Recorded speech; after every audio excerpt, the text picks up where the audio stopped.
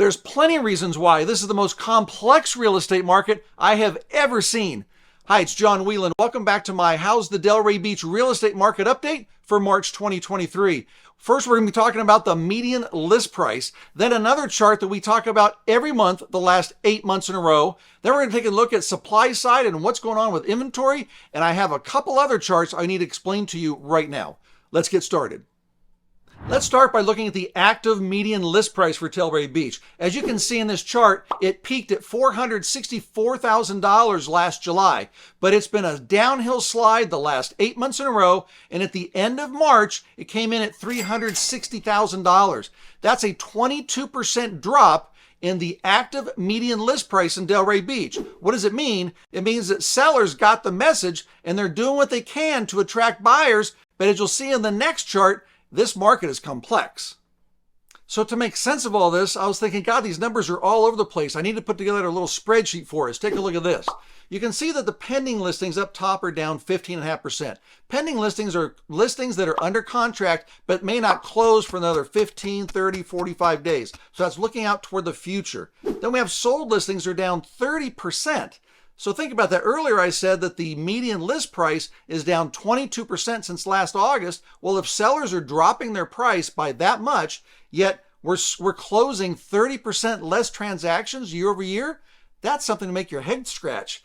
And then you say, well, of course, if we're not selling that much, then active listings, as you can see, is up almost 27%. So we have the future's not looking good with pending listings down. We have sold listings, even sellers are dropping their price. We're not selling as much. And active listings are building up all over the place. That says one thing. Buyers are still nervous about what's happening in the marketplace. Maybe that has to do with interest rates. I don't know. We're going to keep a look at this for the next few months. Here we go again, back for the 8th month in a row as days on market. I keep thinking it's going to turn, but guess what? 8 months in a row, it keeps going up. It went up from 57 to 58 days from February to March. And here's the thing. While sellers are dropping their price, we saw down 22% in the same time frame since last July. Days on market going up, prices are coming down. There's something else going on that has nothing to do with real estate. It's inflation. Gas prices are higher, insurance costs are going up, food and grocery prices are going up all over the place.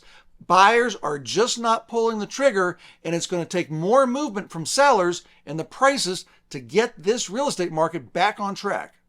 In addition to this monthly market update, I also write a weekly e-letter that goes out to my database every Wednesday morning. I talk about all things Delray Beach, the 94 events that we had in the city last year, about real estate things, of course, the restaurants, and all sorts of developments. A lot of folks find it useful. If it's something that you think might be useful to you, the link is down below. Go ahead and click on that, send in your information, and I'll make sure you get added to my database right away.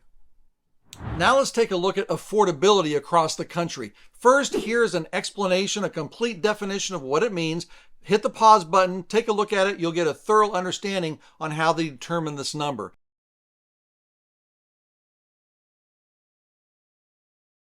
But the next chart is a good one to look at. Take a look at this. Over the last couple of years at the top in the highlighted area, from 2020 to 2022, the number has gone from about 170 to 104. The number is going down. That means it's getting more difficult for the average individual in America to make the monthly payment on a property.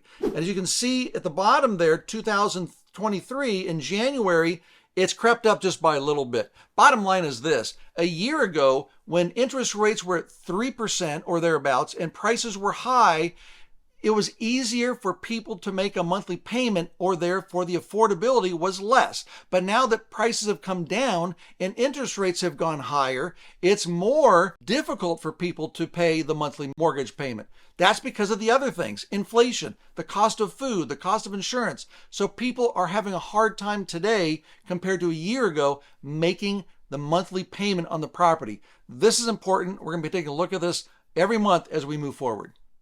Now let's take a look at the final chart, which is going to blow your socks off. I want to take a look at the national number of new listings on the market. Take a look at this.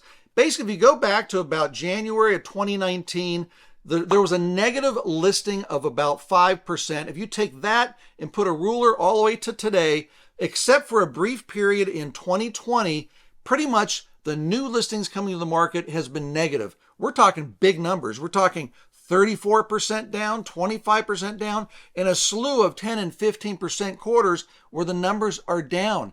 That says one thing. Homeowners have locked into these low rates over the last 3 years. These folks don't want to sell. The reduction of listings across the country is a large-scale situation. Buyers want to buy, but sellers are not putting their property on the market.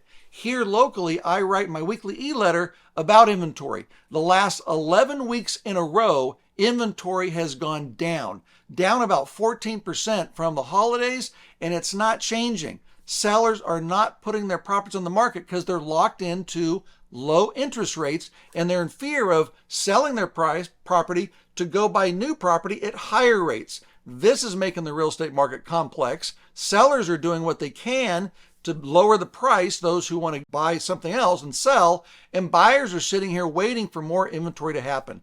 It's a complex real estate market. We're doing all we can to take a look at the data. Come back next month so we can take a look what happened in April, the first month of the second quarter. It's crazy.